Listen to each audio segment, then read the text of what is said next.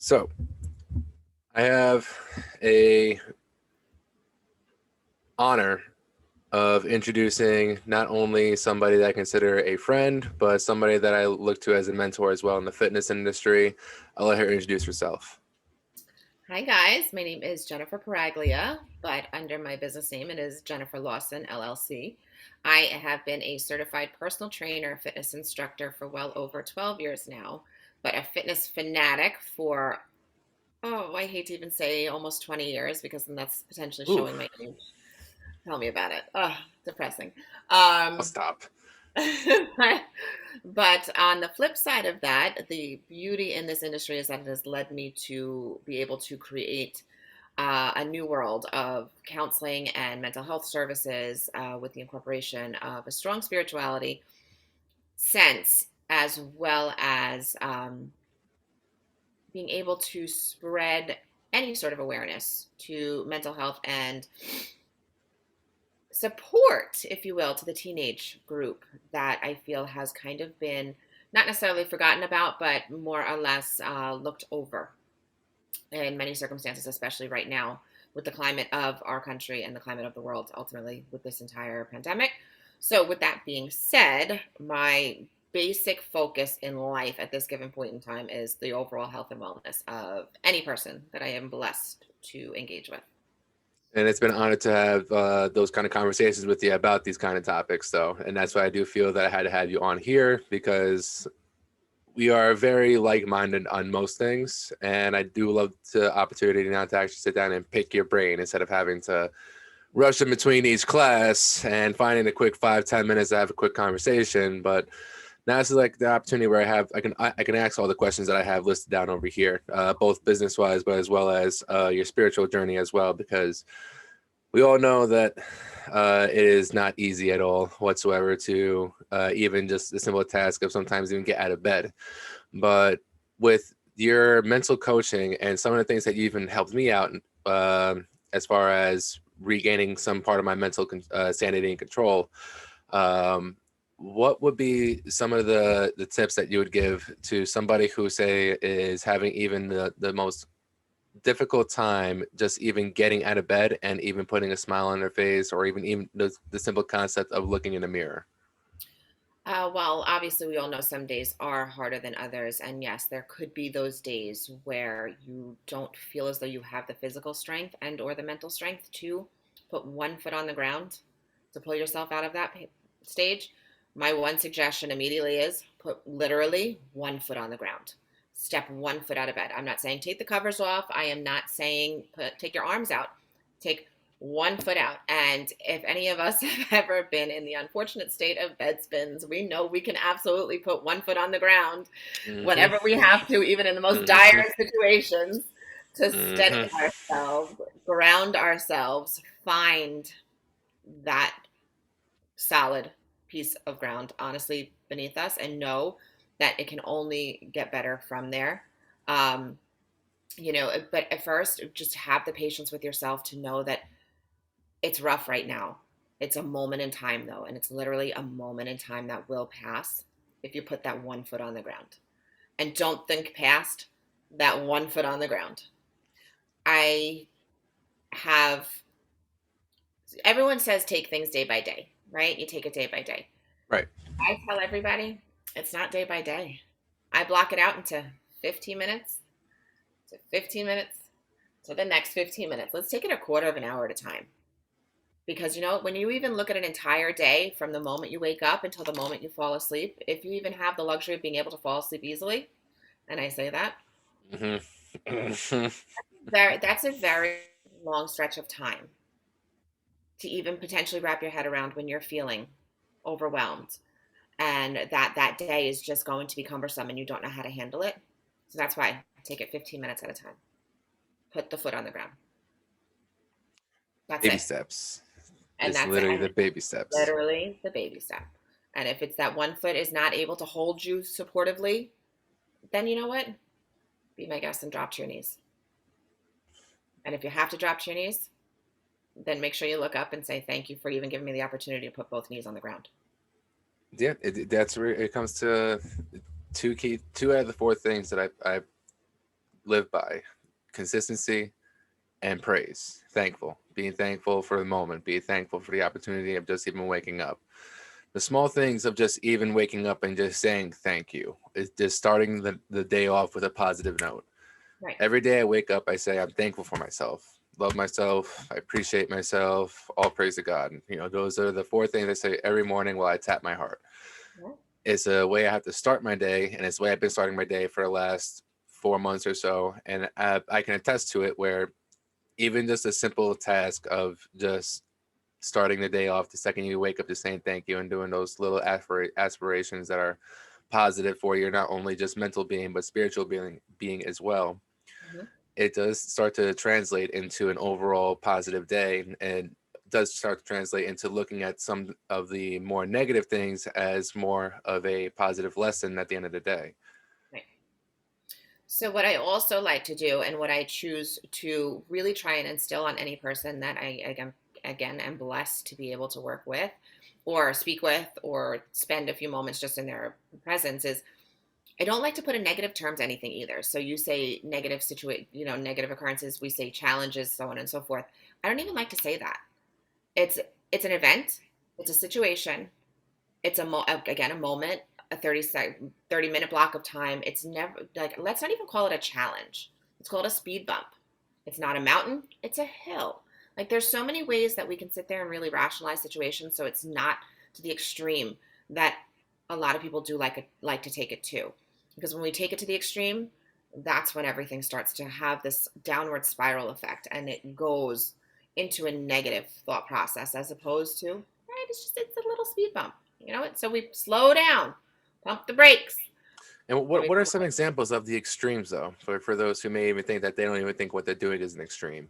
Well, that's another thing too, is that we have to be in acceptance that everyone's minds are different, and the way we look at different situations is completely different. Of Do course. Can I easily say that I have a stronger sense of what would be the word? I would look at a situation and I would think, okay, that's not that bad, but maybe it's also because I've come through on the flip side of things that seem to be completely detrimental for myself.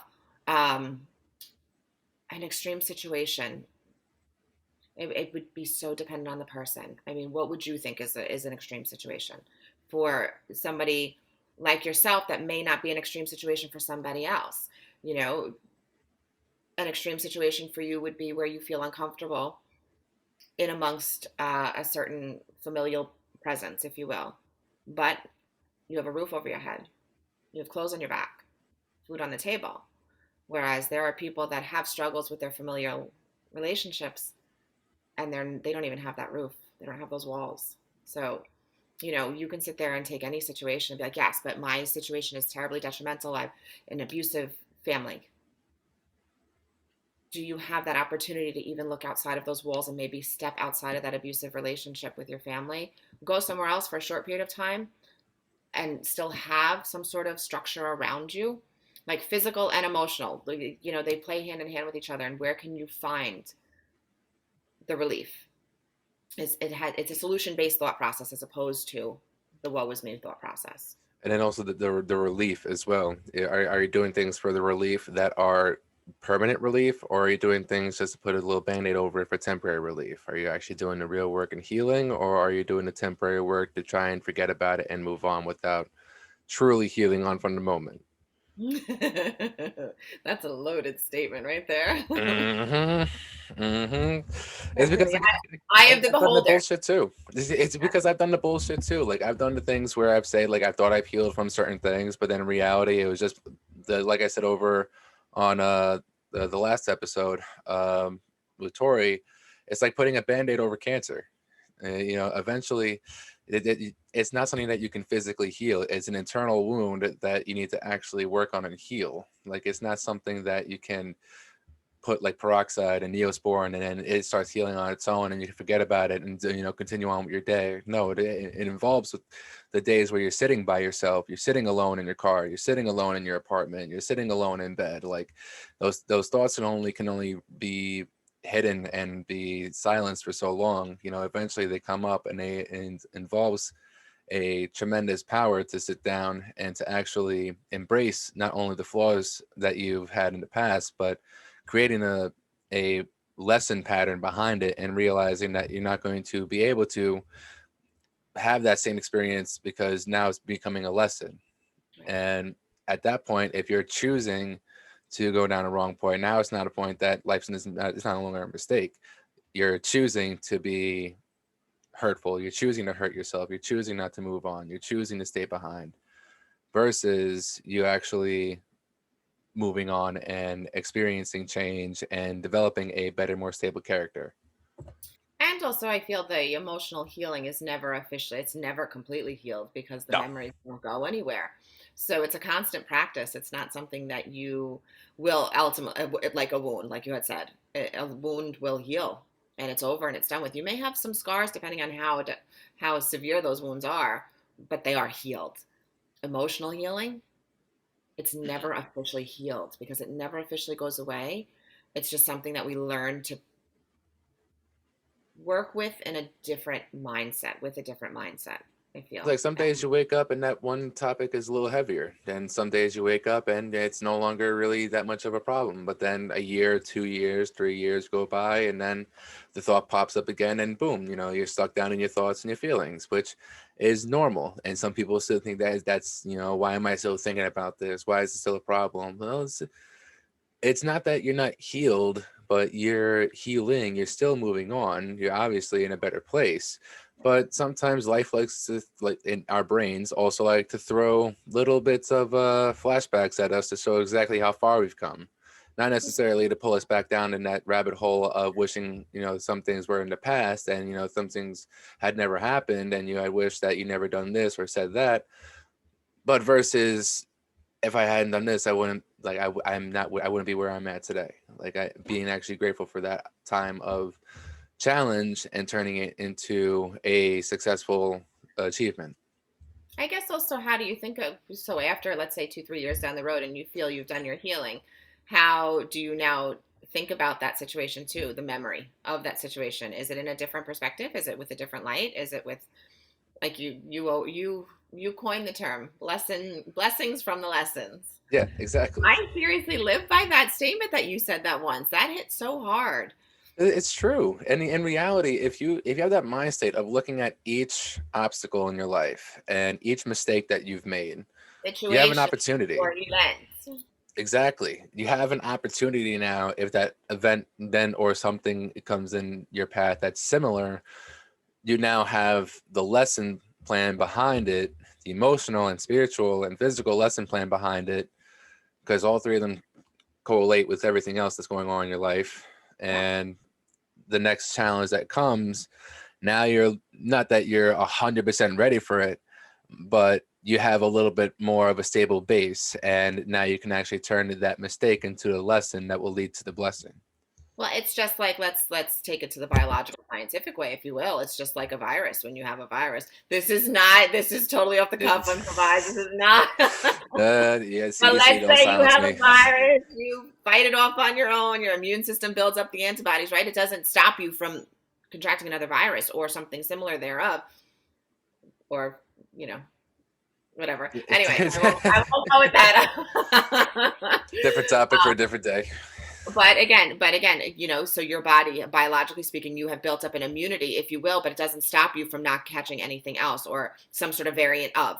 So it's just like your thought process. You may have been able to sit there and come through whatever situation you've experienced, but on the flip side, it doesn't mean something similar or comparable to that same situation won't pop up again later on. And it's just you've built up the resources and the knowledge and the ability to sit there and push through in a different capacity with hopefully a much greater strength and to be able to handle it with in stride and it to where you can maybe potentially take it with the silver lining and place it somewhere else that can help somebody else. It's like in the physical terms, it's like sled pushes. Is every time that the exercise is still going to be the same, but you're going to always add weight on top to in that challenge aspect. No matter how hard it's going to get, no matter how hard it's going to be able to push, you still know the basic concepts now of just putting one foot in front of the other and chucking it, no matter how heavy the weight may be.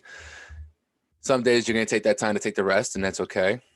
You know, Mhm. a day of rest or recovery. Not saying that every single day should be a day of challenge and obstacles and fighting a warrior and, Oh, God, you no. know, highly motivated and, you know, kicking in the door, breaching clear, all this shit. Like, no, there are days to sit. There are days to sit back. Like, as much as I love David Goggins, as much as I love Jocko, as much as I love all these highly disciplined and motivated figures in my life, I do agree with the pattern. Like, if your body does need that rest, if your mental state does need that rest, You have to take the rest. rest and recover. Take the time to recover. You recover, you rebound, you restructure, you come back a lot stronger.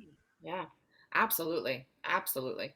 Um, our brain is a muscle. It needs to quiet sometimes. It needs to sit still. It needs to rest, just like you said. Just like our hearts and our lungs, they're muscles.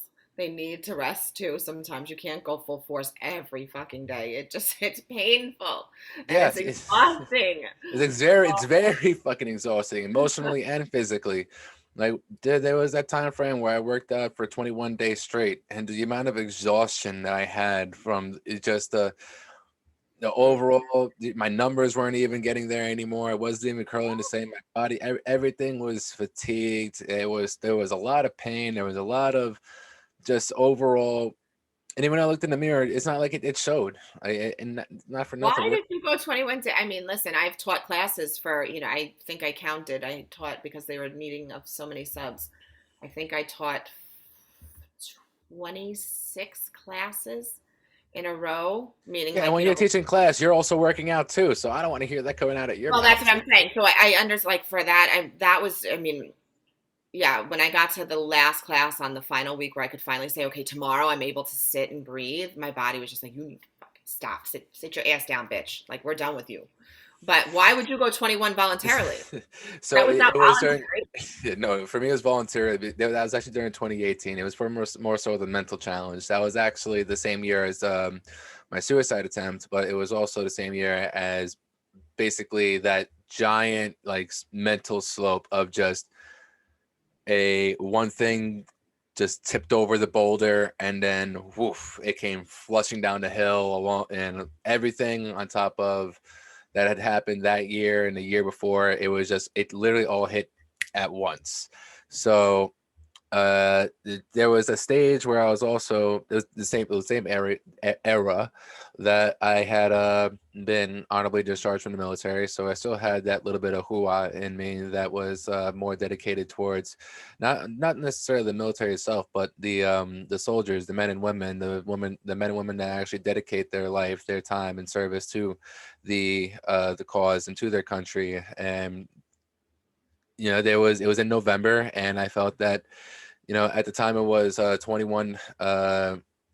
It was 21, but then I believe went up to 22, if I'm not mistaken. I could be wrong on that, but it was, instead of me just doing the 22 push-ups or 21 push-ups, I did the 21 days of just a consecutive hard ass work, and I'll never forget that the 22nd day I woke up and it was just I couldn't move. It Yeah. was at that point I was mentally I was done. Physically I was completely deteriorated, and that was around the same time that I also had made my major weight cut. You know, I did lose a good lot of weight because I wasn't just working out heavily. I was also watching when I was eating when I went home because I needed to recover better without the days of recovery. But yeah, I would say it was probably one of the more difficult days was the 22nd day, was just waking up and just feeling that pain. So now it's 5 days a week for me. That's the Yeah. most I'll go. Yeah. Now, what did that, when you woke up and your body was like, no, what did that do to you mentally? I'm curious. I want to know. What did that? Oh, I was set back. I was like, I was curious to think like, how the hell do like some of these athletes, they can go days on months and years and train every day, and they don't feel this kind of like, not that they don't feel, but they push through this amount of pain and exhaustion. And it made me appreciate some more people that are able to, you know, do that kind of work, because I also had that mental uh, war with myself, to just understanding that I'm not like those superheroes. I'm not like those superhumans that are able to push through that kind of stuff. But I am, however, somebody that made a complete challenge and came out the other side, yeah, a little beaten up, but I still completed it.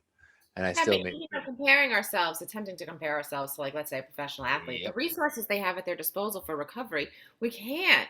We don't have the Hmm. ice baths. We don't have the doctors. We don't have the PTs coming in and stretching us out and working out, The for our extra physical workout. supplements, the steroids, all these Right. extra things. Yeah. Yeah. So we can't Yeah. compare. Let's look Without, at yeah, this again, relative. that was that then my state.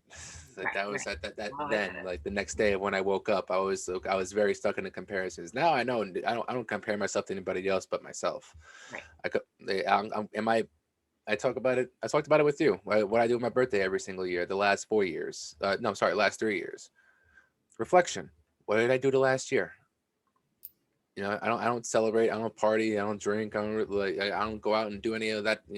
Reckless Yep. stuff anymore. Waking up the next day with the most painful headache and sick to my stomach, and I paid for it on top of that, so it's a waste of money essentially. Right. And yeah, now is the time of, okay, this last year, did we grow spiritually? Did we grow physically? Did we grow financially? Did we grow educationally? All these little things. Did we grow? Right.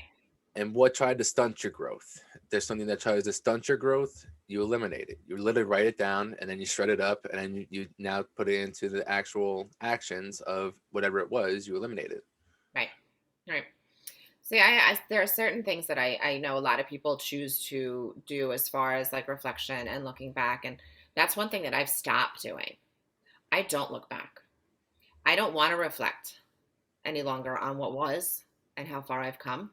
From this moment forward, and I'm literally from this moment forward, it's everything that I choose to do from this moment forward. Because if I look back and reflect, it could potentially trigger Mm. a different thought process that maybe that I don't think is going to be beneficial for me personally. Some people need it just to Right. sit there and confirm that they've come so far. Um, when I am Everybody working is different. At the end of the day, everybody is different. You can't always compare yourself to somebody else. right, and that's why depending on who I'm working with and how I see how they do handle past events versus how they are today at this point in time, is how I recommend how they choose to move forward. If they need reflection to sit there and continually remind themselves how far they've come, then by fucking reflect. Like look Yeah. back and then continue. Like pat yourself on the back, give yourself big ups. Like more power to you. But if you look back and sit there and be like, oh my gosh, what a wreck I was, I can't believe, and it starts turning into that downward spiral, we don't reflect. Nope. Mm-hmm. What are we gonna okay, Mm-hmm. so we did this, we're stopping right here. So how's tomorrow going to be that much better? And that's how we look at it. It's all individual, completely all individual. Yeah. For me to look back, I know it will drum up potentially feelings of guilt and shame. I don't want that. Well, I see, can't sit that's when it's most important to, and in that very moment, to then realize the faults in that time frame. which been there, And done that. I've done that work. yeah, I've done that work, and I've I can released. imagine. Yeah, like I said, I know. Trust me, with our Mm, conversations, I know you've done plenty of that work. But to the people that are also in their 20s, or even teens, that yeah, are yeah. misguided with these false Mm, influencers that are looking for them for their views and not necessarily for their best interest, and to see the good side of themselves. In reality, everybody's fucked up. In reality, everybody is fucked up, but it's just a matter of how people deal with that fucked up mentality. If you get triggered by something that you see in the current moment that triggers up an old memory, and then you have to be that person that it like how like you're I'm trying to get the words together for this one. The old mentality, it's like a PTSD episode. right. So I know I myself have had them, and I know multiple people who have PTSD.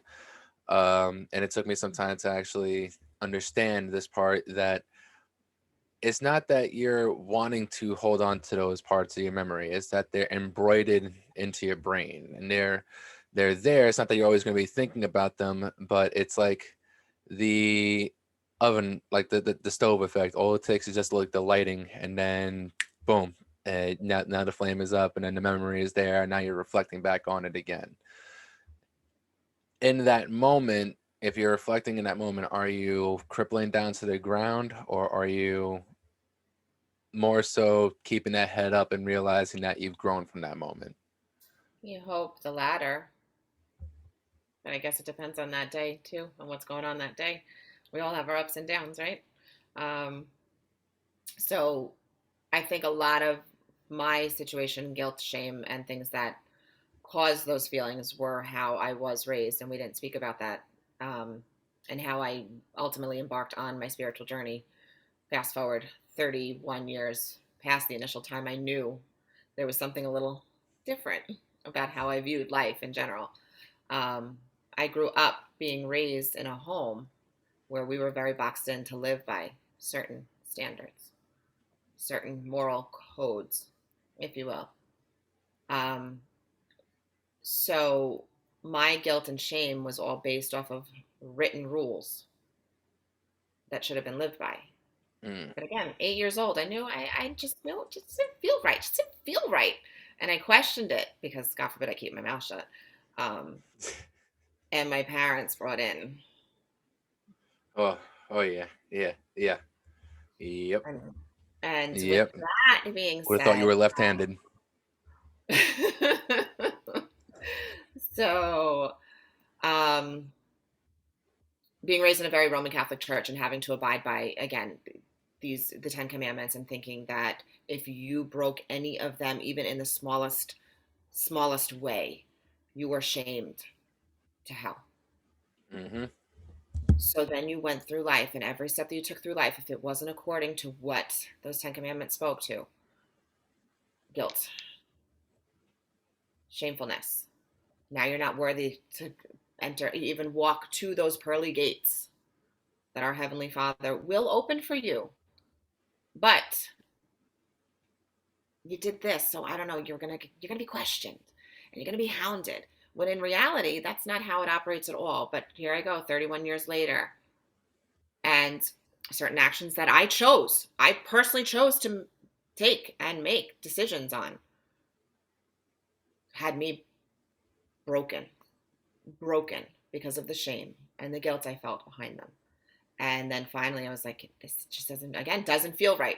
Then all those feelings from when I was 8 years old, I'm like, something doesn't feel right. Something doesn't feel right. And that's hence how I Human embarked on. intuition is so real, and people have yet to understand the power of their gut. Yeah. If you really listen to your gut with every situation, I Yeah. guarantee you're not going to. There's a difference between having an anxiety thought versus your gut reaction. There's a complete difference between the two of them, and the second that you're able to actually discover that intuition and listen to that gut, and it's your initial gut reaction, and you may hear a little voice in the back of your head saying like, hey, maybe we should do this instead, or maybe we should go this way Yeah. instead, or hey, look over there, something's opening up over there, maybe let's take a look into it. Like these, like the little things of just keeping your eyes open, Yeah. keeping an open head, like an open mentality, open-minded mentality, and being somebody that's also wanting of better for themselves. Right. Yeah, and not that I'm shaming the Roman Catholic Church, and I'm not judging. No. Whatever faith you so choose. Listen, I'm devout Roman Catholic for the majority of my life thus far, and now I have chosen to take a Christian spiritual path. I still believe in the Holy Spirit and the Trinity, and I do attend.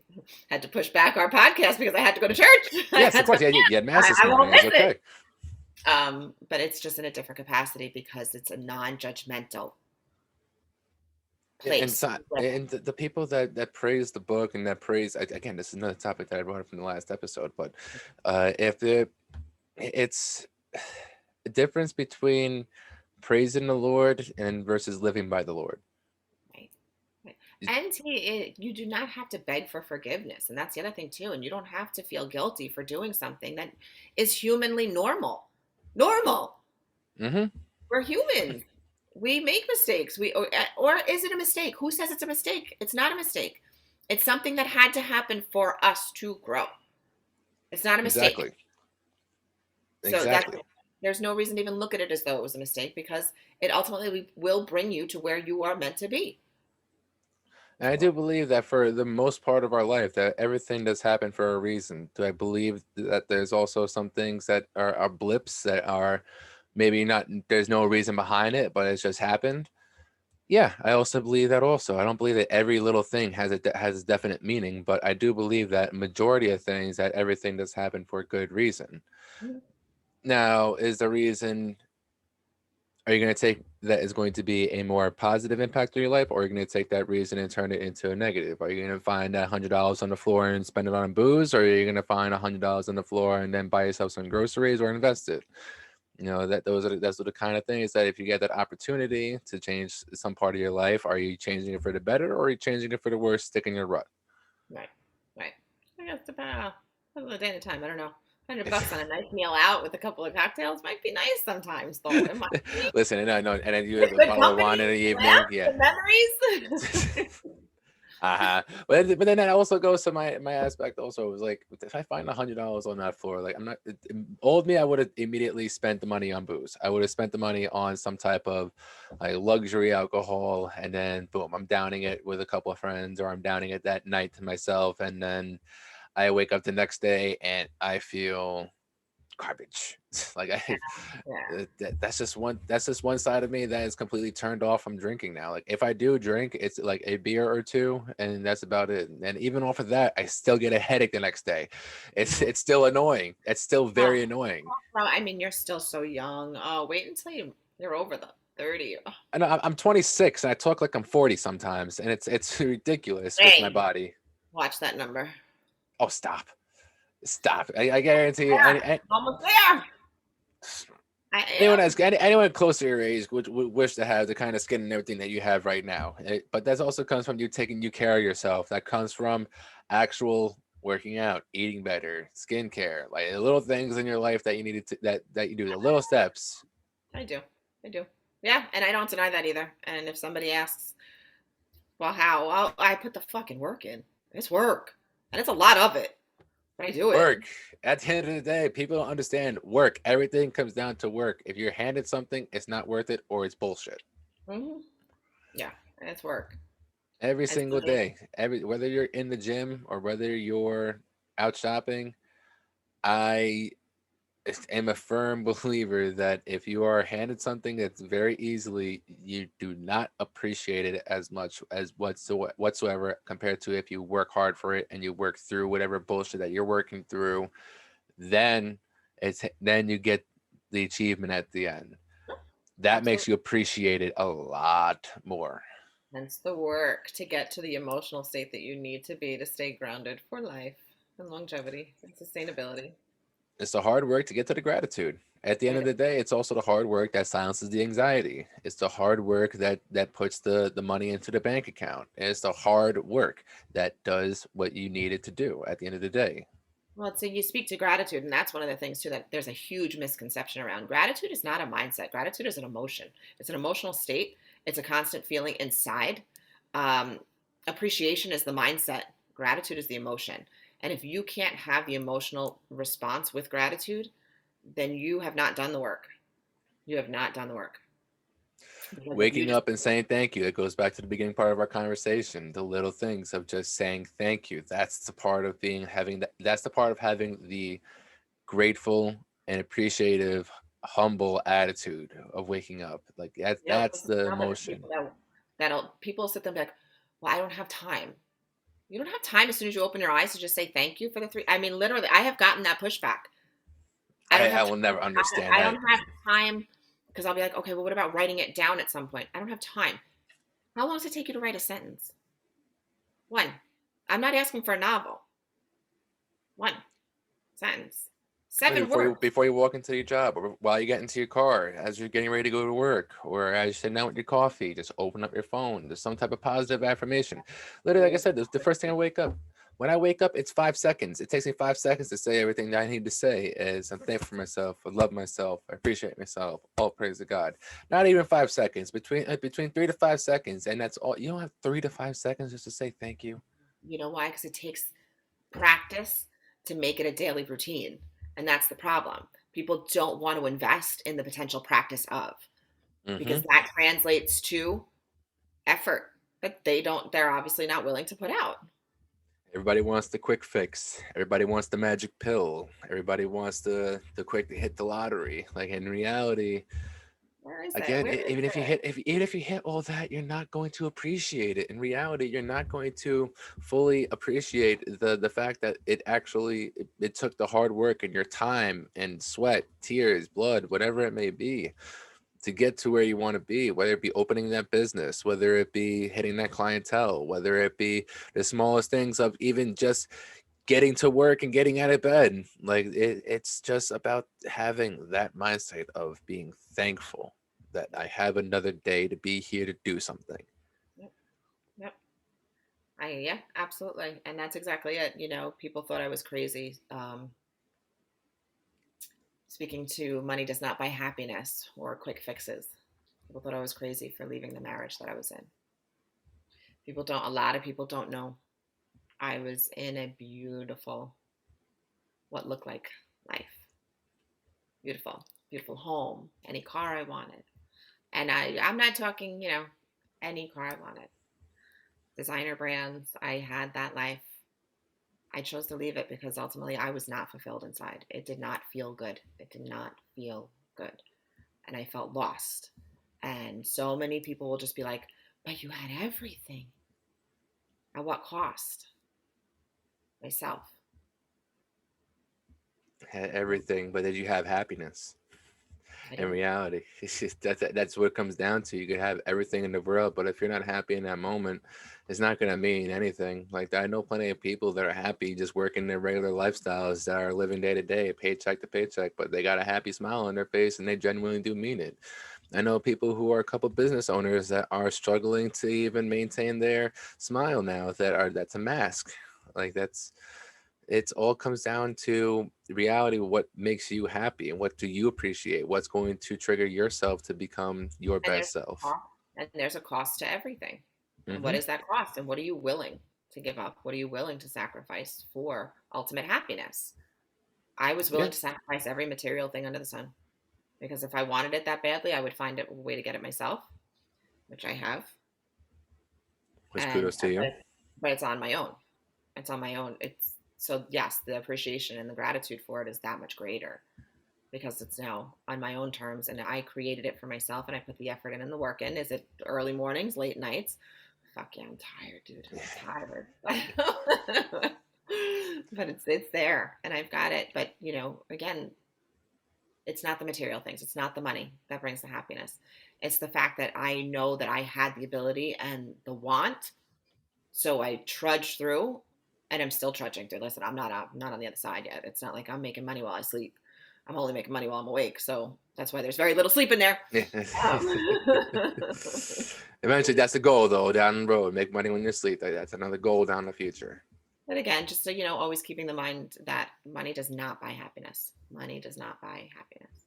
It's knowing that you are doing something that is fulfilling for you, that is working with your emotional stance and what you feel is right for you emotionally, because emotionally will translate mentally. And that's the other thing a lot of people don't realize is mentally you can play whatever game you want mentally with yourself.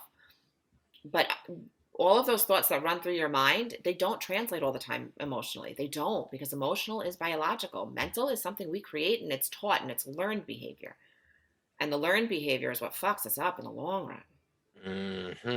Because you're so used to the one way of living that you don't understand that there's multiple ways of life that you can actually go down. There's multiple paths that you can follow. Like there's multiple different, excuse me, there's multiple challenges that are not just there to break you, that are there to make you, that are there to set off your life, that are set to your life expectations, and that are set to your uh chances of feeling your version of success. Yeah. Everybody measures success differently. Some Yeah. people measure their success in their happiness, other people measure their success in their financial growth. But in reality, the people that are focusing their success on happiness are the ones that are actually going to live a genuine happy lifestyle. Yeah. That's what I want. That's my Yes. goal. Mhm. And I mean, it's not that it's even a hard goal. I mean, in today's world, does money make it a challenge? Of course, money, yes, is a challenge, but at the same time, at least you have the opportunity to one learn and educate yourself on something that can make something of your money in the future, but also your overall character and emotional growth is more important than anything else. I feel because at the end of the day, whether you're the poorest man or the richest person in the world, if your emotional intelligence, if your feelings of happiness is numb, and you're somebody that is completely lost in the sauce, Yeah. Yeah. Yeah. there's very few windows that you can look out of that will show you either you're going off several different topic trains with I this know. one, but I but know. this is the kind of conversation. This is what happens when it's about emotional, because at the end of the day, that's part of our brain, so it goes different directions, and we come back, and as long as we're trying to go back to the main road of growth, Yeah. it all leads back to the main road of growth. Are you doing something that's stunting your growth, or do something that's better in your growth? Growth to happen and growth. What is your ultimate end game for Yeah, growth? and Do you have exactly. an no? I know. So let's circle back. Topic of discussion being So no, there was actually one question I had that I've always wanted to ask you since I've actually met you. But what got you involved with the fitness industry? so when I was 21, honestly, I was 21.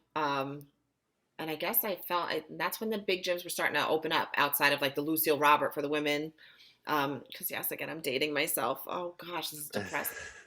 And I remember this one gym by where I grew up in Coral Place, the Garden City, Export opened up, and it just piqued my interest. And I was like, kind of like, well, what's this all about? I was kind of not, for my height, I was looking at my body. I'm like, I probably could be doing something a little better. And I was like, my girlfriend was going, and I was like, I'm gonna come with you. And so I went with her, and I was always an athlete through high school and college. I was always doing something. I was always running or as a field hockey player. So I was always an athlete. But then, of course, you get into the college years and working and things like that, and it kind of falls to the wayside. So then let me circle back, and I went with her to the gym, and I immediately, that from day one, that was it, game over. And it wasn't that I spent hours there. I spent 20 minutes there a day, and it was 20 minutes on the step mill or 20 minutes on, they had the machine that mimicked skiing or rollerblading, if you will. Right, um, that's where I started. It was 20 minutes on some sort of cardio machine, but I just loved the way it made me feel. And it gave me some place to go, I guess. um, because what some people also don't know is the household I did grow up in was right, not, it was not, it wasn't nice, it wasn't pleasant. So it gave me some place to run. And yes, I say this all the time now because I can. The gym was, for me at that point in time, I called it therapy because if there was ever moments in the house that it became too volatile for me to handle, I'd go to the gym. So there were sometimes I was there 3 times a day, super early in the morning upon waking up, work the day. I'd go back after work. And then again, if it was just too much at home, I would go back again at night. Um, and then I noticed the changes in my body. And then that's when I became even more involved with it because obviously I put some effort into how I look. I'm vain. I'm vain. I'm just going to say it. I am. I am. I am. I take pride in how I look. I appreciate how I look. I do. I do. you should. Um, so then that became how I got involved in the gym itself. And then I started talking to the trainers. I started working with the trainer. And he was like, you should get certified. Just get certified. Have it under your belt. And I'm like, but I worked in the city at that point in time in fashion. And I was like, I really don't have, like, I don't need it for anything, but I'll keep it in the back of my mind. I'll just keep coming because that's what I want to do. Um, and then I had got, fast forward a few years, more than a few years, 4 or 5 years, and I had met my ex-husband. I got married, had my son. I couldn't work any longer in corporate because it just didn't provide the lifestyle that I wanted to offer to my son when I did have him. So I chose to then get certified as a personal trainer because I always knew I couldn't be a true stay-at-home mom. I always needed something of my own to hold on to. And so that's how I got into training and teaching classes and que sera, sera. 12 years later, here I am. Now, well, English. How did you get yourself to Unique? Location, honestly. I had started out at Powerhouse in Miller Place, and I was there for a long time. And we unfortunately the doors ultimately closed after being open for 25 years. It was a sad, sad day. Wow. Bad day for the community. It was beyond. It wasn't beyond the control of, but whatever. That story's not for now. And I was still looking to teach a little bit. I wasn't looking to really go full force training because I'm still not really full force training. Well, anyway, um, and I'd say for location. the most part that you're pretty full force with everything that's going on inside and out. Oh, I'm full force. Yeah, it's just the where the majority of my time is spent Uh, is I was counseling, coaching, not training per se.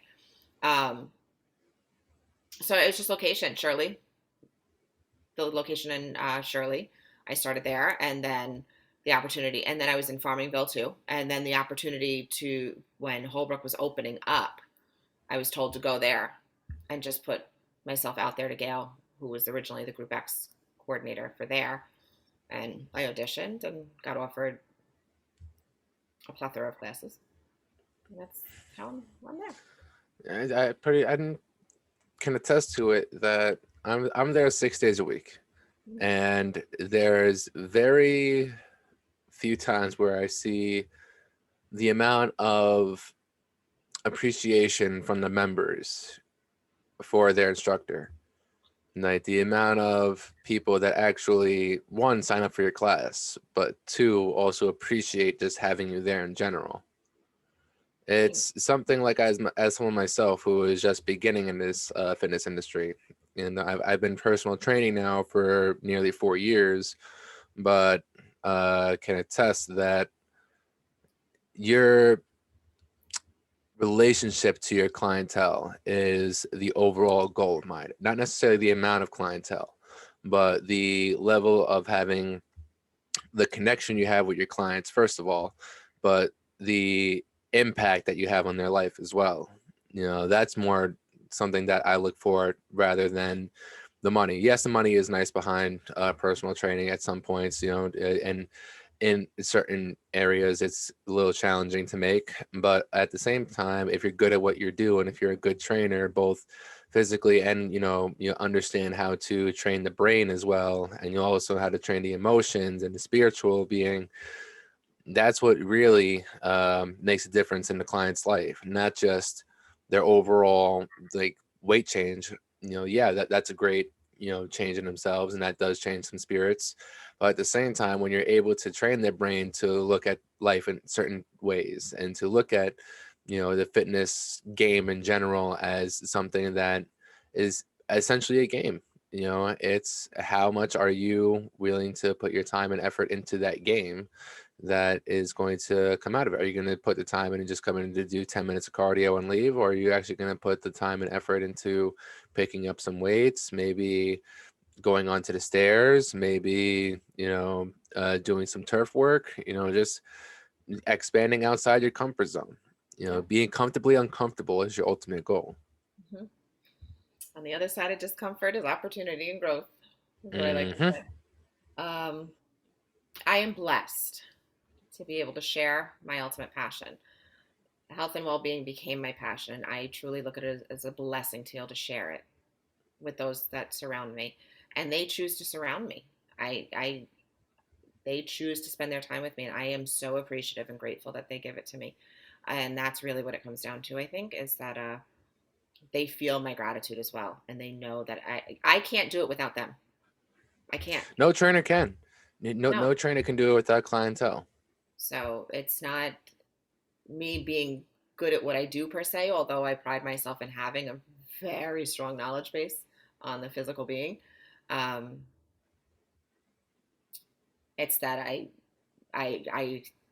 am fully invested mentally and emotionally into everyone that I'm blessed to be surrounded by. And I don't take that for granted any step of the way. There's not a moment I take it for granted. And I feel when trainers start to take that for granted, they it shows. There's Like, egos. Listen, trainers got yeah. egos, and a lot of them do, and that's the problem. And could I very easily step up and be like, you know what, I got you. I've got your number. I've got you fixed, and I've got you beat. Could I let my ego get in the way? I just did. Oh, flex on a little bit, yeah, obviously, but there's difference though. It's not ego in a malicious way. Like that, there's ego, yes, but then there's also malicious ego. No, And but if then there's you're, also a really true understanding. And the other thing, too, I mean, I've been through the ringer personally with my own fitness journey. I mean, outside of just being a trainer and instructor, I'm a former competitor that went balls to the wall hmm into competing. And I took my body to extremes that I should never have taken it to. But then it also gave me the better understanding of what a female body can accomplish, but then also at what cost. Is it worth it? And now, hormonally, what are we talking about? And emotionally and mentally, what did we just do to ourselves? And that is hmm how then I got into the counseling end of it. Because emotionally and mentally, when you sit there and you take your body to certain levels, when you take your body and see yourself for just the aesthetic that it offers, you are now a fucking mental midget. And there is no comeback unless you invest heavily back into your mental well-being first and foremost. And then that's how we evolve. Charlemagne says it best. Mental health is true mental wealth. Yeah. Like that's something that is a true understatement, and I think that people need to understand as much as possible, especially in the bodybuilding and competing world, where some people who just fall short of that first place or even breaking top three then get sent down this spiraling maze of mental obstacles of being questioning, why am I not good enough, why couldn't I work hard enough, like I gave it all I got and still ended up short. In reality, it's just another experience, that's another lesson. And what do we always say here? That lesson can be turned into a blessing. Some people become better coaches than competitors.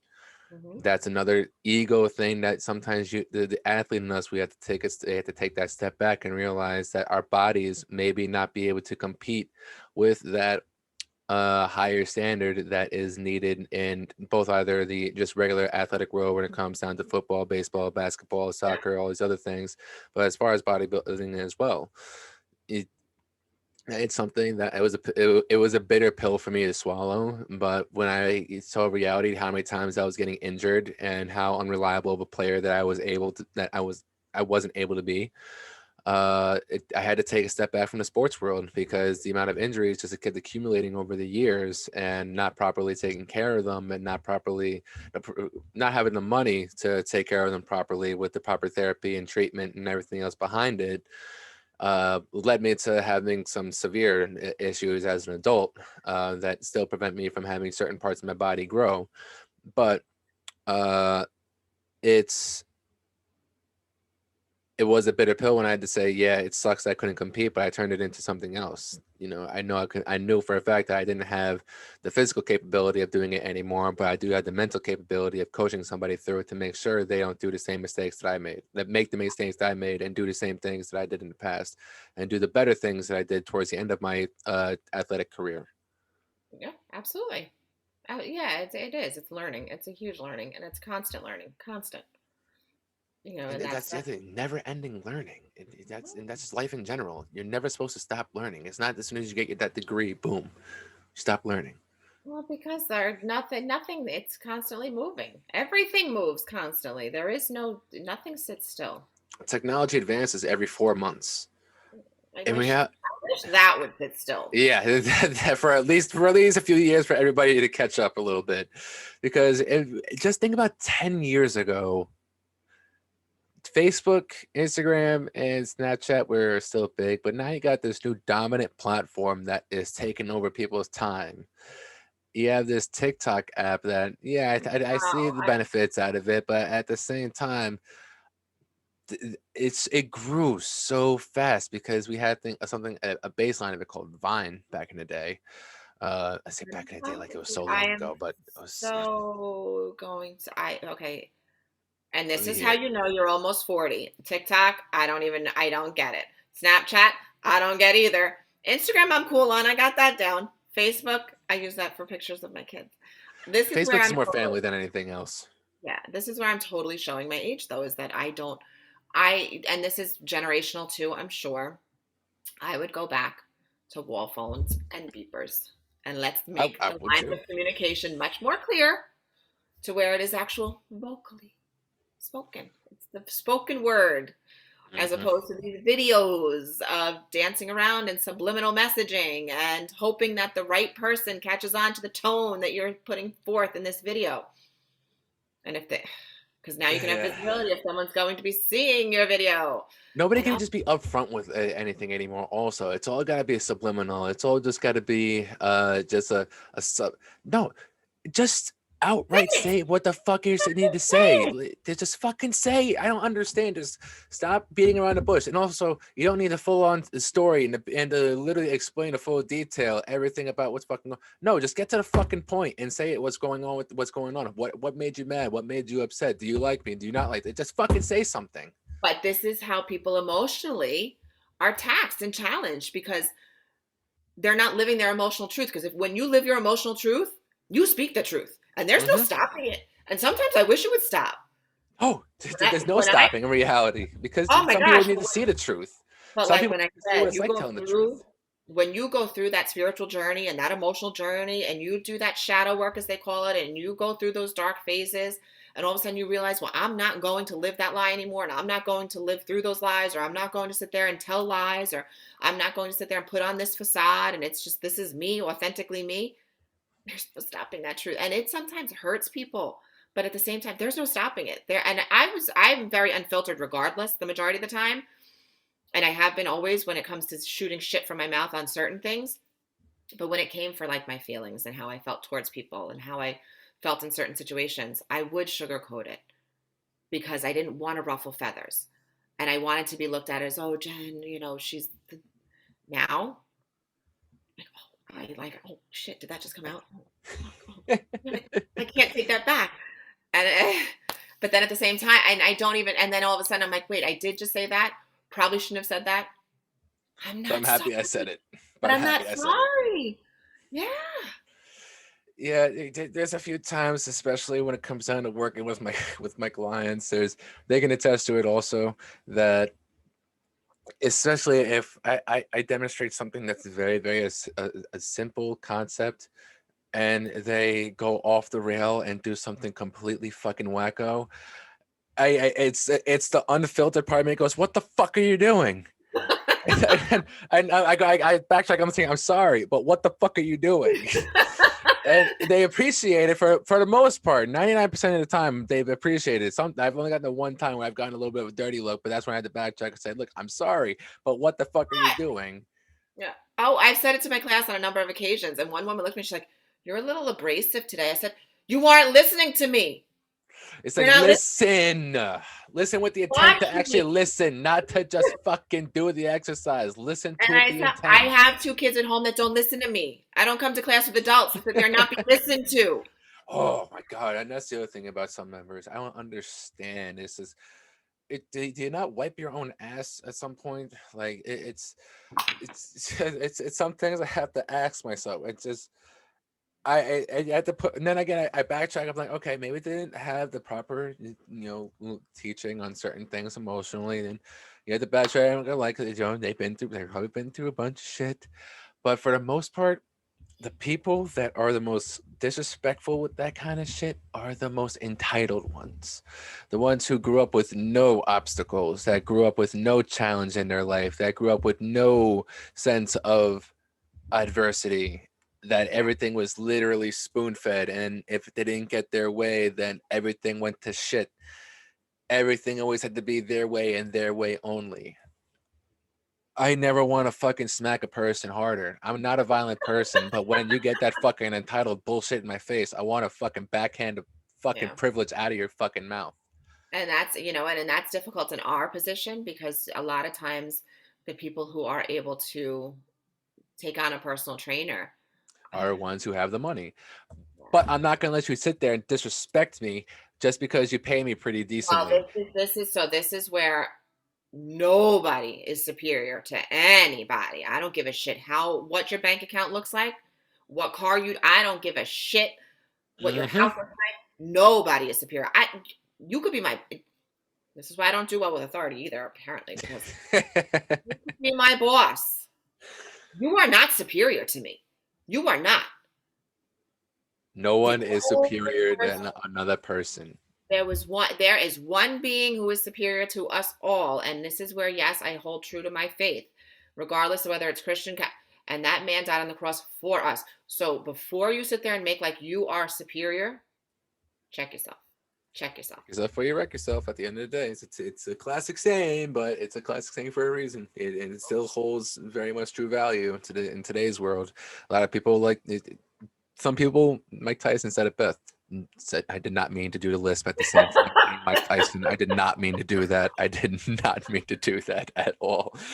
But he said it best. Social media literally made people so comfortable with saying whatever the fuck they wanted to say without getting punched in the face for it. Yeah. Keyboard warriors. Oh my god, I can't stand them because if I were to confront them in person for anything that they would threaten me in real life or over oh my god, the quiver, the immediate they see, oh, that quick head turn away, and it's just a matter of just staring, like just knowing I got your fucking soul, bitch. I got you. I know you fucking hate me for no And reason. it's not even that. It's the people that sit there and make their comments, or the people that sit there and hate on you from afar, or, you know, or even the ones, like I said, who put out these posts that hope that the right eyes set foot on it and sit there and comprehend it to be what you're hoping they comprehend it to be. You know what? I challenge you all to just ask that person or what to go meet for coffee. Chances are they're not going to. Chances are they won't. And then you Yeah. have whatever response you are looking for. But I've done that to so many people where, being a single mom, you put yourself out into that dating world. Mm-hmm. Don't recommend it. It's But yeah, the dating world is a fucking terrifying world in today's world. It's a but very, very terrifying world. you put yourself out there and you sit there and someone like me, I speak my truth, and then they are like, well, those pictures really you. No, who the fuck else would it be? Who's showing up when we decide if we want to go for coffee or not? No, they're not me. They're not me. But apparently this is the world we live in, to where people do put fake pictures out there. Anyway, I digress. Yeah, So then, that's the other thing I don't understand. It's like you're gonna see that person in real life. Why are you filtering your tight waist? Why are you cutting out your jawline? Like you're still nothing's that you can't change like that overnight unless if you're gonna have a plastic surgery. But even then, you got to take time to recover from that. but not just that, I'm hearing of like where they're totally different people. Hey, Totally different. filters and makeup go very far. I don't Filters and know. makeup I, go I, very, I very don't know. far. If anybody who watches this watches my Instagram, but like there is no filter. I'm normally driving in the car. I'm not fucking around with filters. Sit there. I'm driving and telling you where you gotta go. That's me. Um, but regardless of that, then I sit there and they preach this beautiful game to sit there and court you, and they want to meet you, and then all of a sudden you're like, okay, let's go. They Radio filter silence. away. Radio silence. It's like, So you just I wanted never got this far. It's so you just wanted a pen pal. You want a pen pal? I ain't got time for that. I ain't got time for that. No no, pen pal. no. No. And if also it is into the dating world, the best advice I could ever give to anybody is that if you are But, still bringing in your emotional luggage from your oh, prior relationship, if you are bringing in some type of emotional damage that you have yet to even make any type of healing towards, not healed, but any type of healing, yes. feelings, all these little things of just doing something as simple as you can't look yourself in the mirror. It's if you're in any of those stages of your life, getting in a relationship is not going to fix it. No. Dating's a If rough. anything, it's going to make you worse. Yeah, and people look to other people for that boost, that validation, that security, Dependency. the codependency concept. Listen, been there, done that, got that T-shirt too. And I know where those issues stem from. I know where they come from, and it comes from childhood. And that's, where a lot of people don't realize it doesn't come from heartbreak or broken heart from somebody. It's because of something you went through earlier on. Those heartbreaks are just because you chose the wrong person because of childhood trauma. But again, that's for a counseling session. You can hit me up if you want. No, I'm just kidding. I ain't got time. I'm to capacity. I don't have any time for you people. I got a few open spots, so you can hit me up. But yeah, as far as like your emotional baggage, your emotional trauma, and it's not emotional baggage. It's just really facing the facts, and that's the problem. People don't want to face their truth. They don't want to face the stuff that hurts, and Mm-hmm. it hurts. Listen, you go Because through it's work. well, you go Because it's through work. heartbreak. But it's funny because you can get out of a relationship. You're like, I'm heartbroken, and that can hurt, and that's okay and acceptable because it was someone else that broke your heart. You broke your heart. You broke Broke your your heart. heart getting yourself and too invested with that person. Like at the end of the day, some people that you have broken your heart for are still fucking somebody else that night. Ooh, ooh, Timothy. Yeah, I I just mean, called you Timothy. I know, but it's the truth though. But in Like reality, Mama Bear coming out. I'm sorry, but it's the truth. In some situations, that person who you're devoting your love to and that may have broke your heart, they could be fucking somebody else that night.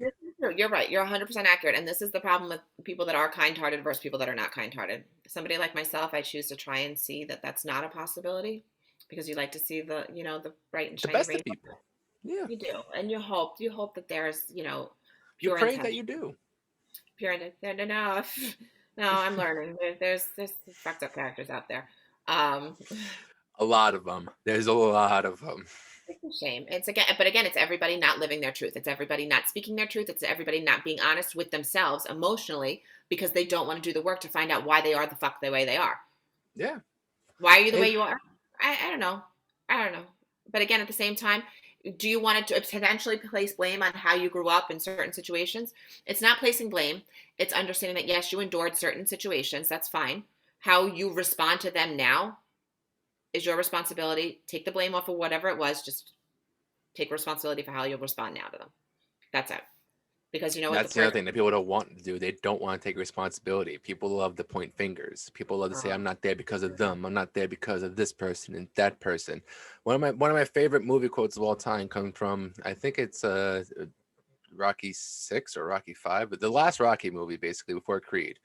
And Rocky's talking to his son and he's giving that motivational speech, saying, you know, uh, you let people stick a finger in your face, you let people tell you what to do, you're pointing fingers at other people because you're not them. And at the end of the day, it's a coward. It's a very, very cowardice. Is that the right? Is that a, cowardice response. yeah, cowardice. Yeah, I'm just making sure. I'm making sure that was a real word. I didn't think that was a very I was word trying to for figure out that for your a second. context before I Yeah, respond. a very cowardice response. It's a very, very cowardice response to the situation. And if you're living a coward lifestyle, you're going to be stuck in that pyramid of consistently of not dealing with the base issue. Mm-hmm. Like your problems look as in pyramid form. There's a baseline issue before that peak issue happened that sets you off this mental trigger. Mm-hmm. Like there's details behind it. And are you avoiding that to heal or to start healing? Most of the time, yes, they're all avoiding. They're all like the majority of the people are avoiding because it takes a deeper look at yourself and where you made the choices that you don't want to face that you made. It wasn't at anyone pushed you into making those choices. You made them ultimately. Yeah. I It's made and choices, like I said, I'm not proud of, and I reached out to people I didn't want to reach out to, and I own the shit that I did, and I apologized, and that was some scary stuff. It was scary, but I knew it's it. terrifying. But I knew I wronged people, and I shouldn't have. They didn't deserve it. I shouldn't have, but I did. But now you've turned that mistake and you've made it a lesson though. That's the difference though. You're not Mhm. sitting there and continuously making the same choices that are illing your character, that are illing Oh, your absolutely not. But Yeah, again, it's those steps though that make the big difference in the grand scheme of doing that shadow work or doing that work that has to be done, is realizing where you did go wrong and taking full responsibility for, and not using the excuse, taking full responsibility for yourself, the actions that you took, not placing, well, it was because of this, that, and the third that I chose to treat you that way. No, I've accepted why my behavior was the way it was. That's all gone. I am sorry for how I treated you. I'm sorry for what I did. I'm sorry for what I may have said. I'm sorry for what I put you through. It's nobody's fault but my own. accountability, I did it. accountability. I Like did it. that's something you need to have, and we are all flawed. Nobody in this world is a perfect human being. Everybody has made mistakes. I've made plenty of them. I've made multiple mistakes. My last relationship, I was the most garbage fucking human being in this world, the most toxic person that was using their mental ailments as a clutch. And then basically everything I was accusing her of doing, I was doing on the side as well. Like that's like the little things of like the frail ego that fucking settles in the mind state of she must be doing this because I'm doing this too. Like at the end of the day, you're just showing your own reflection. Yeah. Yeah. Oh, I got you. I hear you loud and clear. Not proud. Not No, proud. not Put them on proud the of it at all. books. But what I am proud of is the changes I've made to better my character, though. That's one thing I definitely am proud of, is knowing that I can call out my own character, and that if I can go back in time, I kick my fucking own ass multiple times up and down the fucking street. But you can't do that right now. So the best that Okay, you now can you say do that like there's a is, possibility of that in the future. yeah, No, no. if that's a possibility in the future, I would love the chance to just give one good smack, just one good hard smack across my fucking old drunk self. But uh it's it's being that you can't physically do that, you have to go into that meditation realm of spiritually visualizing yourself, your old toxic self, standing there and staring you in the mirror, like staring there, not in the mirror, but you're facing yourself at the edge of a cliff, and you Spartan kick that fucking image of you off the cliff, and you start to move forward from What you yourself. do when you're Spartan kicking your ass over that cliff is the guilt and the shame with it too. And Hmm. get rid of that. Because then that is what will haunt you if you don't remove that as well. And that though that will is what will trigger you to fall back, not into potentially the same patterns, but to fall into a potential depression or manic moments of anxiety. So that's where also we have to realize that we can be apologetic and we can sit there and move forward, but then there are the emotional responses that we also have to release from ourselves as well. And we are deserving of that. And then also understanding where we do deserve to be and knowing that we've put the effort in to better ourselves. So now we are deserving of moving forward from there. And that's the other part of it as well. Yes, you are worthy of this moving on. Yes, you are worthy of new love. Yes, you are worthy of a new opportunity. It's just a matter of yourself appreciate going again. It all comes back to the appreciation. If you are appreciative of your growth, appreciative that you're no longer that person that held you down, no longer that person that was a very toxic individual that no one wanted to be around, it's those moments of gratitude and appreciation that evidently lead to future emotional success. Yeah, absolutely. And holding on to the appreciation for them without, again, the negative response, And then because a being lot of times disciplined to stay holding on to them and not receding back to your old ways. practice, That's another practice, part. practice, daily practice, daily practice, daily That practice. discipline. It's not motivation. Motivation is a very fun word, but it doesn't get you anywhere. Discipline is what gets you to where you want to be. Not discipline as in put yourself in the fucking corner. No one puts baby in the corner. That's right. You, yes, you have to put yourself They tried on to the put me in the corner. pedestal. They tried to It, put me in the corner. I jumped right back into the middle of the dance floor. Well, star studded, right? And arms out, jazz hands, all that stuff. Hello, here I am. But I was breaking it down into the butterfly and Tootsie Roll, but that's again showing my age. today's generation is, I'm like, I would not understand. But What okay. generation is that? The 90s babies? No, What? no, no, no, not the 90s. No, I'm talking about these 2000 babies. I'm talking like these early 2000s and late 90s. I'm mid 90s. I couldn't, but I'm also, here's the thing. I'm a 90s baby, yeah, but I don't talk, act, or do anything close to a 90s fucking Okay, you're an baby. old soul. You're an old I'm soul. a very, very old soul. I'm also a very educated soul at the same time, and knowing No, us where, 80s babies, I'm not gonna lie. We had it good because you know what? We had the clubs. We had it good. Anyway, we're going off topic yeah, here. But that's okay. and I That's what mean this these is meant early for. 2000 babies, those are They see my era. We at least know what it was like to have cassettes. We know what it was like. Like I had a Walkman. That was my very first thing, was a Walkman. That was Discman. handed down to me. Then I had my CD player while everyone had iPods. Right. Um, yeah, CD player. That was literally the only kid walking around with a big CD player while everyone had this not even like the iPod Touch, just like the regular old iPod. Yeah. But here I am with my 5 CDs I'd carry around with me along with my CD player. Oh, and LimeWire that you had to LimeWire, you mean virus aids on your computer? Yeah, literally, if you wanted to, that streaming era then began.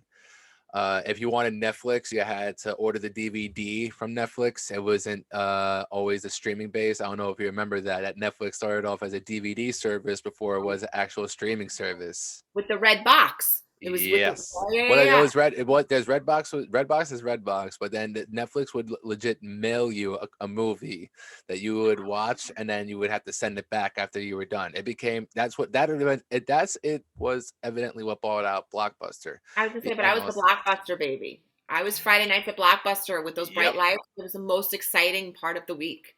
Every Oh my Friday, my aunt worked at Blockbuster, so I just knew for a fact that every Friday we were either gonna pick out a movie that we were gonna watch, and I got a Wonder Ball along with a couple other snacks, and then boom, good to go. Like that was my evening. Like that was so how exciting. our Fridays were spent. So exciting. It was a I love great that. time. It's so that's where I do also feel that this generation doesn't really understand and appreciate. It's just how It's far the everything's technology at has truly advanced. and not just that, everything's at your fingertips. Yeah, There's no effort to get anything. Like no, for us to even be brought to Blockbuster, it was a ride, it was a walk around, it was a look, it was there was physical effort. You had to if you walk wanted a to change the store. TV, if you lost that one remote, you couldn't change the TV from your phone anymore. You had to actually Oh, get up honey, and so change the this is where channel. you're so young. I was the remote. I was the Yeah, one that took the dial from my parents. Can you go turn that knob? Okay, okay. So yeah, and that the also shows antenna. We had TVs antenna haven't been ears. around for as long as as people really may seem. Like having a TV in your home was a blessing, 40 years ago, 30 years ago. There was one. We And had one. yeah, and just one in the house, a TV. One. There Now was you got none. people who have TVs in their fucking bathrooms. I didn't have a TV in my bedroom until I was 20. See, I was a little spoiled one on that part. I had the tiny TV when I was like 6 or 7 years old. But the only thing I can remember that would play on it was Gilligan's Island. 20. That's all I'm gonna say. And I was in a twin bed until I was 21. Okay, yeah, no, yeah, yeah, no, I will, yeah, shit, let's see. Okay, all right. I don't feel so bad anymore. No, yeah, about to say no. Is it just You have these like 5-year-olds like, Mom, can I get a bigger bed? what for what? You're this big. Yes, you Wait, fit on a coffee table. what do you need? What do you need a bigger bed for? You're good. Here's your No, sleeping bed on the floor. lucky not sleeping in a beanbag chair. But Yeah.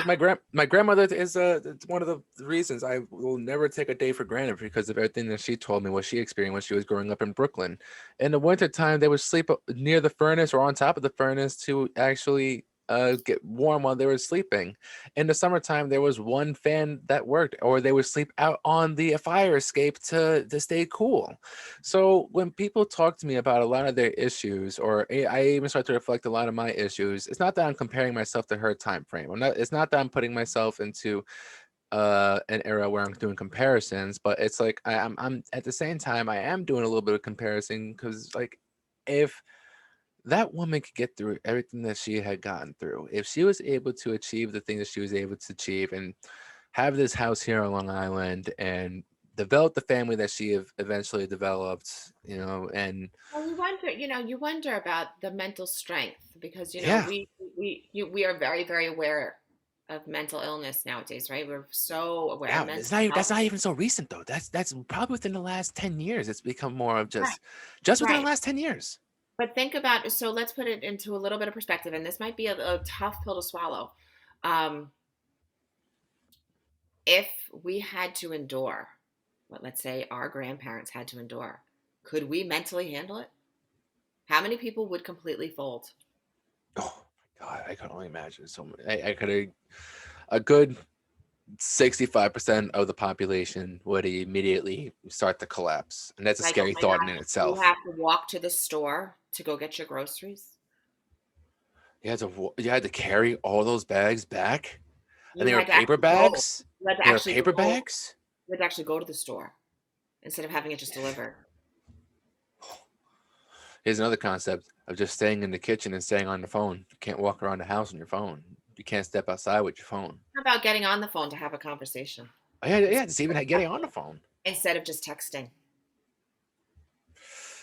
Uh, it's Having your it, parents answer and be like, "Who's this? yeah. Oh, this is Jen's boyfriend, Or the so parents and listening in on so." the other end the whole time. They just hear that you don't even hear them pick up the other phone, and they're listening to your entire conversation. South ninjas. Oh man, that's why I do appreciate that. The good I old was days. I I was the hand-me-down king. Like I literally had everything was handed down to me. As soon as my brother and my sister got something newer, boom, handed down, boom, handed down. Which I don't complain about at all because I one got to learn a lot, but I also appreciate a lot more of the older stuff than the newer things that come out that changes every 4 to 6 months. Uh, yeah. When a gaming system came out in the 90s, not another gaming system came out for at least a couple months. I'm sorry, a couple years Years. down the road. Years. Now it's every other month something new is coming out. I guess you would know better than I. I don't know.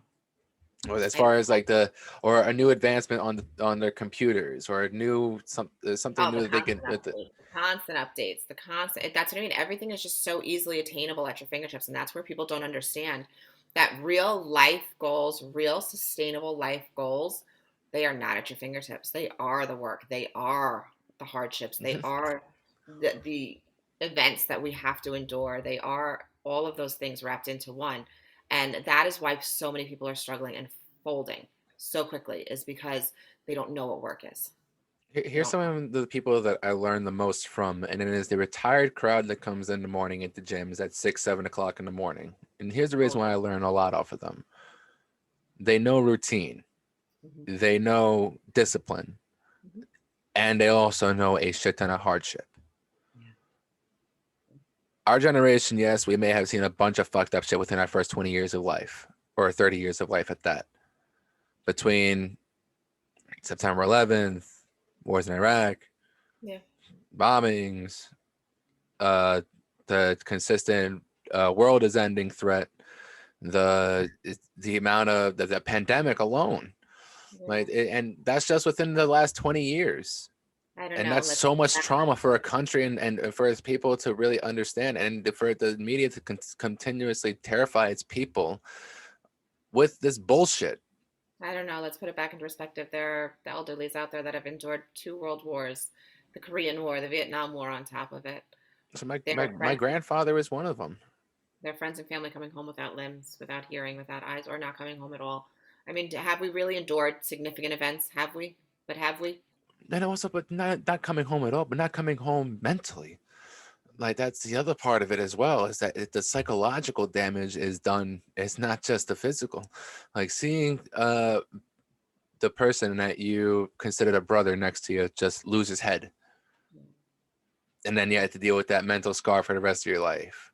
Or the people, if you're a squad leader and then everyone in your squad is killed, and then you're the sole survivor.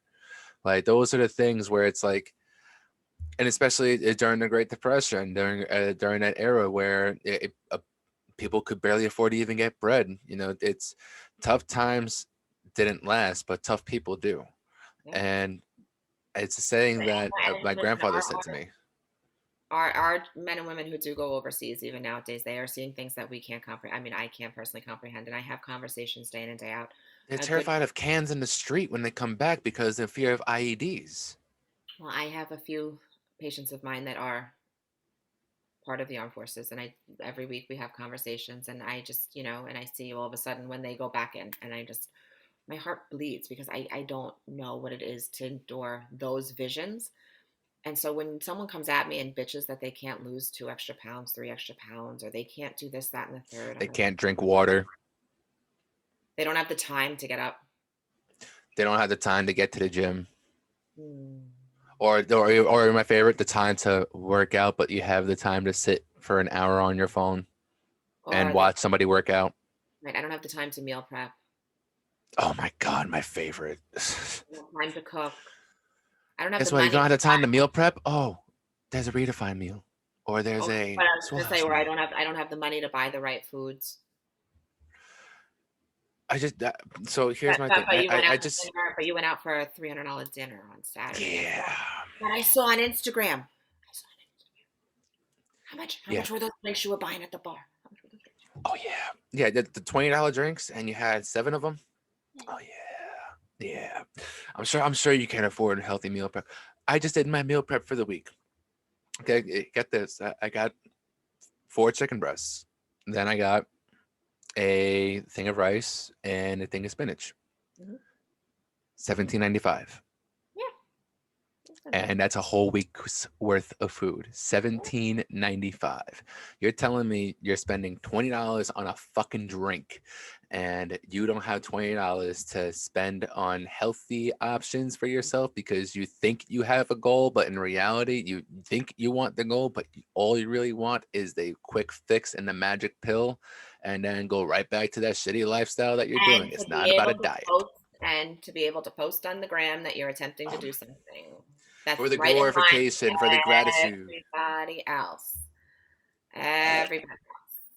This is the pro- and this is, listen, I would go back to wall phones and my parents and me answering the phone and having to change the dial on the TV because you know what, that would also bring back traditional values. That would also bring back, the Not learning and the answering the phone at the dinner table. As simple as that. Now you got kids taking pictures of their dinner every single time, or even just talking to their parents like this while they're eating. You know what Oh else is my, upsetting is the parents that don't also, yeah, unfortunately, my situation is not ideal. I am in a divorce situation, but when my children are home with me, we sit down and we eat dinner together. When they are with their father, they sit down and they eat dinner together. Like we make sure that they still have the idea of what a family is, regardless if it's not traditional in a sense, because we know what the core values are, what's needed, and that's and I, you know what, this one's going out to you parents. You parents, you're dropping the ball, and it's your and you know what, these kids don't know any better because it's up to you to sit there and teach them, and you're fucking dropping the ball. Yeah, I called you out and I preach. said what I said, and it's making it that much more difficult for the parents like me who are trying Teach your kids some fucking hard work and some discipline in your and lifestyle. manners and And manners. manners, the most part, man, the most important thing. If someone holds the door open for you, say thank you. If you see somebody who's coming at the door, still hold the door open for them. Hold the fucking door.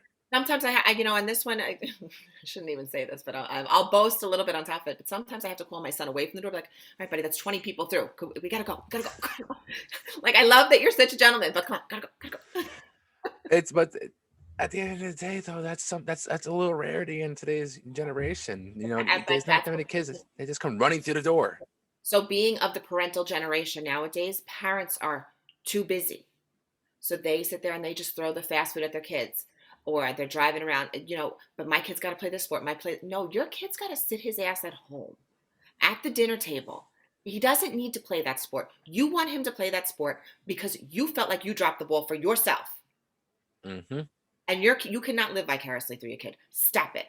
Stop If it. he has no enjoyment, and if he or she does not have any enjoyment in any sport that they are involved in, you are doing more damage to them psychologically than you realize. If you need to get them involved with things that they are passionate about, that they will actually have more of a actual feeling of happiness towards, versus the feeling of, yeah, I'm forced to do this, because then you're just creating another person for the factory. Here's the problem, but the parents have already brainwashed them to think that they're happy doing it. So if you speak to those children, they're like, I love doing it. I love going here, there, and but if you ever then went on to say, but how about we just sit at home, buddy, tonight and just not do nothing? How many of them would actually be like, yes, please. I'd really like that, please. Just say thank you. Say thank you. Say please. But The the basic parents know, but the parents concept. continually shuffle them from place to place to place to sports to coach to practice to this Band to camp, like rehearsal, because tutoring lessons. the parents can't sit with their kids because they don't know how Hmm. to do it either. They don't know how to do it because everyone's so preoccupied with trying to create this life, especially in New York. You're all trying to keep up with the Joneses. You're all trying to create this life. Oh yeah, they're all trying to they're all trying to create that fake happy image that a lot of these actors that put over the Facebook and Instagram and everything else. Like, I've seen the amount in the last 4 years, the amount of pages I've seen of couples created are it's like it's them and their dog page. Like it's like, do you know how cringe that fucking is? Do you know how cringe you look Wait, at but that? those are still the ones that are saying they have no time, but they can Yeah. create social media accounts for their fucking dogs. It comes down to like five simple but novel, but also, I guess, uncommon concepts: discipline, being held accountable from yourself, being Responsible responsible, being appreciative, but most importantly, you have to be patient with yourself at the end of the day, and because truthful, honest. and truthful. If you're putting up pictures every day of you smiling and you're crying while you're typing out the message or you're typing out the caption, is it really worth posting that sad picture? Is it really worth that at all? I've done that. Is it It's really worth the attention of just knowing that nobody actually knows how you feel or how you truly, what you truly are going through right now? well, because posting that picture and then getting all of those likes, hundreds of likes that they're getting, or thousands of likes that they're getting somehow off with it does. I mean, we know the science behind it. It Yeah, triggers that's a that. quick shot of dopamine. Right. So it's triggering that positive response, but that's not going to give you the ultimate fulfillment and ultimate happiness. It's a momentary response to be like, okay, whatever thing you want to put out there, facade you want people to see is now validated, but it's not your truth. You're not living your truth. You're And that's not. it comes back to that again. Are you living your truth, or are you consistently putting on a disguise for people to see?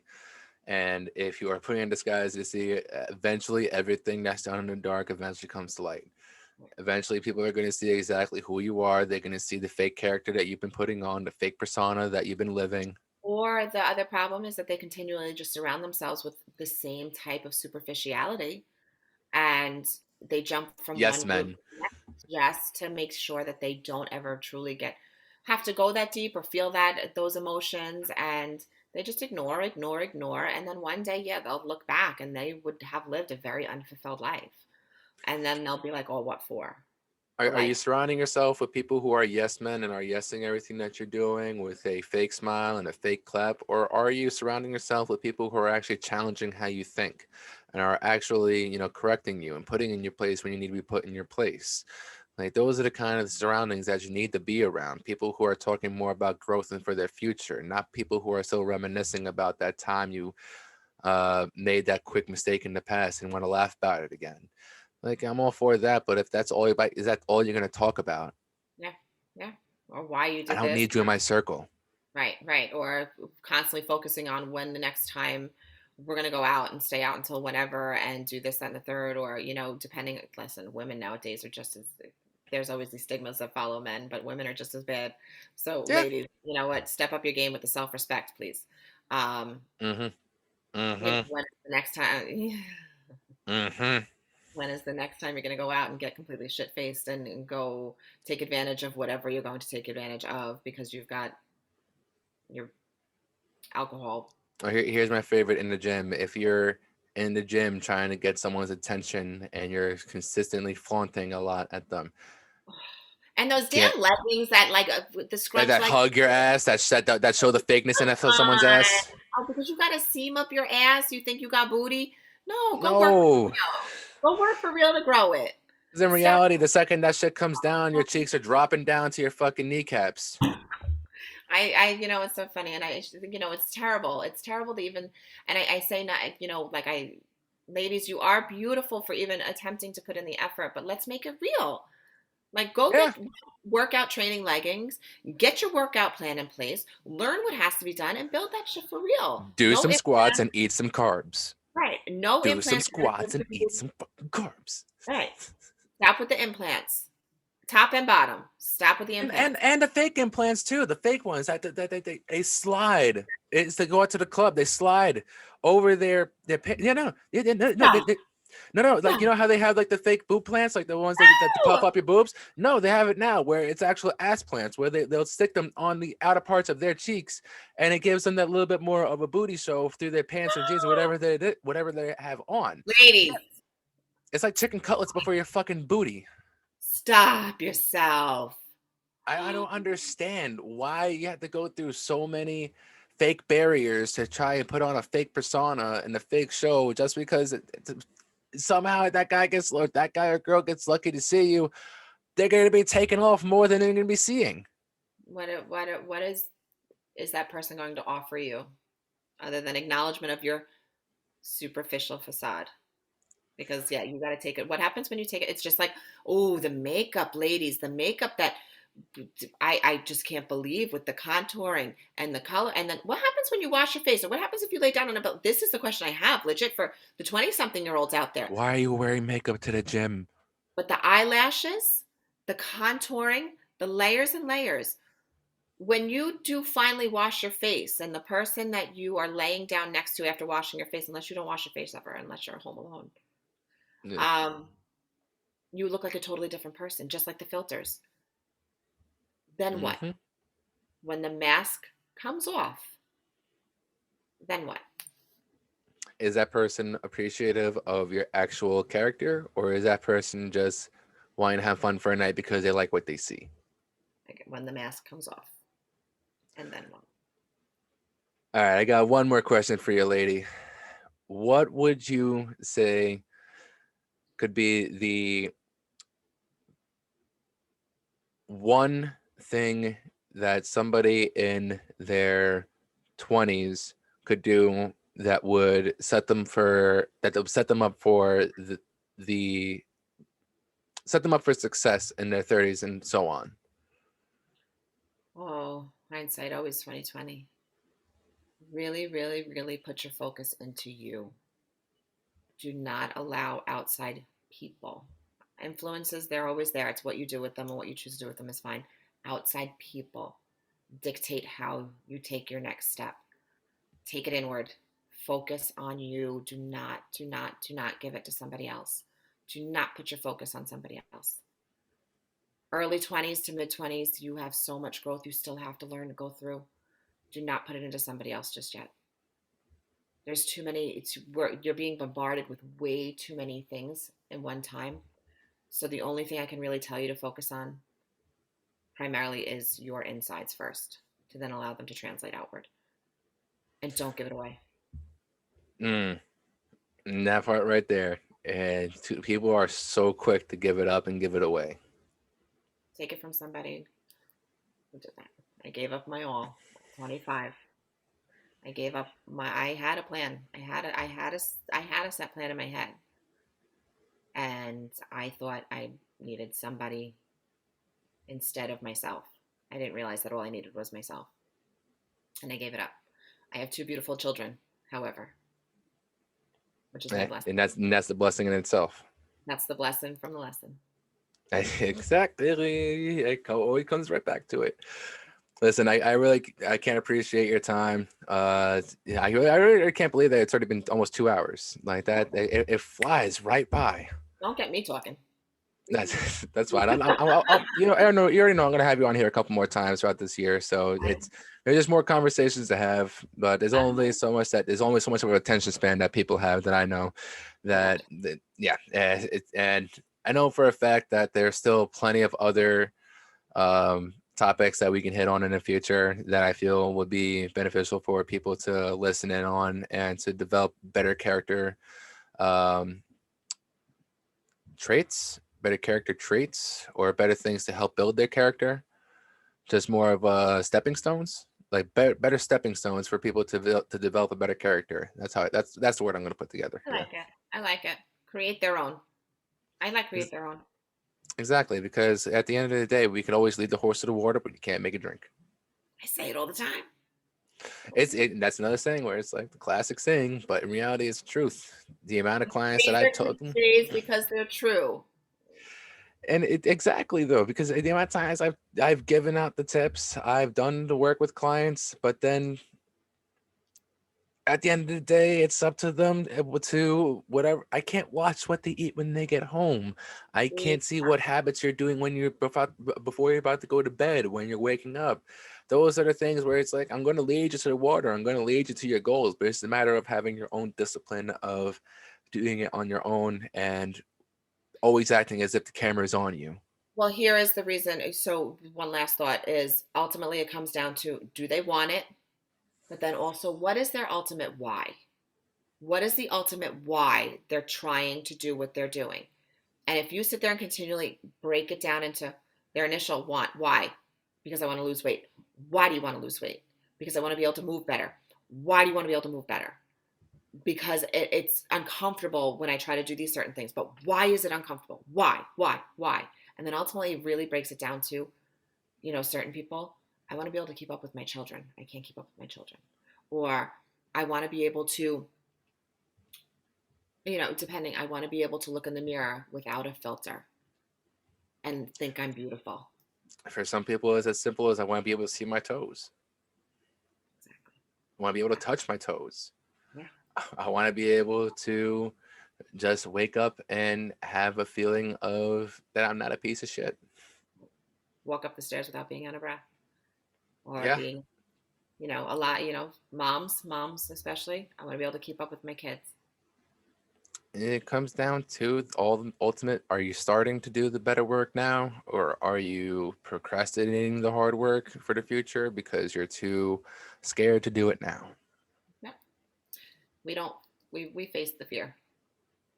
Yeah, I wrote exactly. something down. I wrote something down this morning. I'll leave you with this. Sure. I wrote it down regarding fear specifically. You can either face everything and run, or Fear, false evidence appearing real. False evidence appearing real. Because I love that. you've allowed your mind to let you think it's real, but it's not. False evidence appearing real. I love that. I love that. I genuinely do love that because that is so fucking true. Because in reality, it's you're more scared of the thought of it than you're actually scared of doing the actual action. Yeah. You get the head out of the way. Use the heart, Wait, not the head. way to end on a hard note. Like that's definitely Goodbye. if nothing has stuck with anybody throughout this whole podcast, which I doubt, but if that statement alone should start up some fires for you to get your ass going. We're already in February. For those who have those new year, new me goals, I hope that you have stuck to them. If for those who are not, who have already given up on them, guess what? There's still 10 more months to go outside of February. Why are you going to wait till next January to start those changes? Get your ass going and start moving 48 now. more Mondays, 47 more Mondays if you need a Monday. Monday is tomorrow, which Monday is actually when this episode is going to be coming out. It'll be out 5:30. But yeah, if you're watching this today and it's Monday and you did nothing today to benefit yourself, tomorrow's Tuesday, get yourself going. There's no better time like today. No day like today. No time like the present. Exactly. Jen, I can't thank you enough for coming on over here, and I can't wait to have you back on the show again. Thank you, honey. It was so good talking to you. Looking forward to seeing you in person again. I'll see you at the end of the week. I'll see you that Friday.